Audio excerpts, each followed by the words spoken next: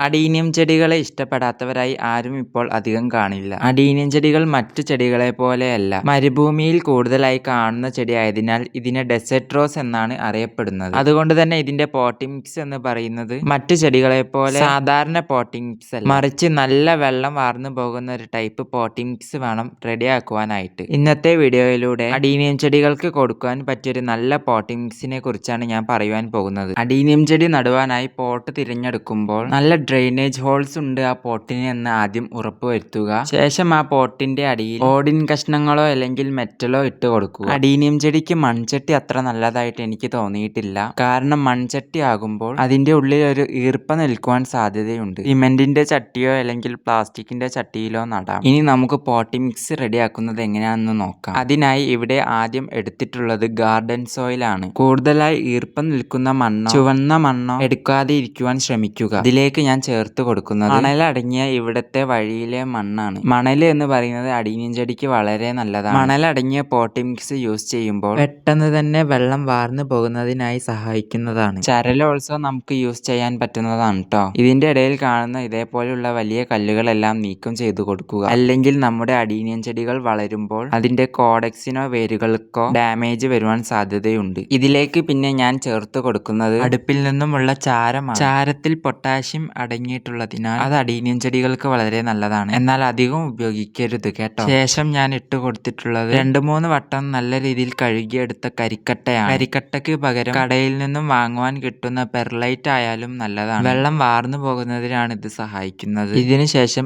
ഇതെല്ലാം കൂടി നല്ല രീതിയിൽ മിക്സ് ചെയ്ത ശേഷം സാഫോ അല്ലെങ്കിൽ മറ്റേതെങ്കിലും കമ്പനിയുടെ ഫംഗിസൈഡ് ഇതിൽ ആഡ് ചെയ്യുവാൻ മറക്കല്ലേ. അഡീനിയം ചെടികൾ വളർത്തുന്നവർക്ക് എന്തായാലും അറിയേണ്ടതാണ് ഈ സാഫ് എന്ന് പറയുന്നത്. ഫംഗലിന്റെ അറ്റാക്കിൽ നിന്നും ഇത് ചെടികളെ സംരക്ഷിക്കുന്നതാണ്. 2 ആഴ്ചയിലൊരിക്കലോ അല്ലെങ്കിൽ ആഴ്ചയിലൊരിക്കലോ സാഫ് എല്ലാ അഡീനിയം ചെടികൾക്കും സ്പ്രേ ചെയ്ത് കൊടുക്കുന്നത് വളരെ നല്ലതാണ്. ഇനി നമ്മുടെ പോട്ടി മിക്സ് ഉദ്ദേശിച്ച ചട്ടിയിലേക്ക് നിറച്ച ശേഷം നമ്മുടെ അഡീനിയം ചെടിയെ നട്ടു കൊടുക്കാവുന്നതാണ്. നട്ടു കൊടുത്തിട്ട് വെള്ളം ഒഴിച്ച ശേഷം 3-4 ദിവസത്തോളം ഷെയ്ഡിൽ വെക്കുക. എന്നിട്ട് നമുക്ക് വെയിലത്തേക്ക് മാറ്റി വെക്കാവുന്നതാണ്. മഴയുള്ള സമയമാണെങ്കിൽ മഴയത്ത് വെക്കാതെ ഇരിക്കുവാൻ ശ്രമിക്കുക. പിന്നെ ഈ പോട്ടി മിക്സിന്റെ ഇടയിൽ നമുക്ക് വേണമെങ്കിൽ എല്ലുപൊടി ചേർത്ത് കൊടുക്കാവുന്നതാണ് കേട്ടോ. ഫോസ്ഫറസ് ഉള്ളത് കൊണ്ട് എല്ലുപൊടിയും അഡീനിയം ചെടികൾക്ക് വളരെ നല്ലതാണ്. പിന്നെ മഴക്കാലമുള്ള സമയത്ത് അഡീനിയം ചെടിയുടെ പോട്ടി മിക്സിൽ നൈട്രജൻ അടങ്ങിയ വളങ്ങൾ ഉപയോഗിക്കാതെ ഇരിക്കുവാൻ ശ്രമിക്കുക. ഈ ഒരു ചെറിയ വീഡിയോയിലൂടെ അഡീനിയം ചെടിയുടെ പോട്ടി മിക്സിനെ കുറിച്ച് നല്ല രീതിയിൽ തന്നെ പറഞ്ഞ് നിങ്ങളുടെ മുൻപിലേക്ക് എത്തിക്കുവാൻ സാധിച്ചിട്ടുണ്ടെന്ന് ഞാൻ വിശ്വസിക്കുന്നു. ഇതുമായി ബന്ധപ്പെട്ട എന്തെങ്കിലും സംശയങ്ങൾ ഉണ്ടെങ്കിൽ താഴെ കമന്റ് ബോക്സ് വഴി ചോദിക്കാവുന്നതാണ്. എന്തായാലും ഇത്ര വരെ വീഡിയോ കണ്ട സ്ഥിതിക്ക് ഇഷ്ടമായ ലൈക്ക് അടിക്കണേ. കൂടെ സബ്സ്ക്രൈബ് ചെയ്യാൻ മറക്കല്ലേ. Thanks for watching.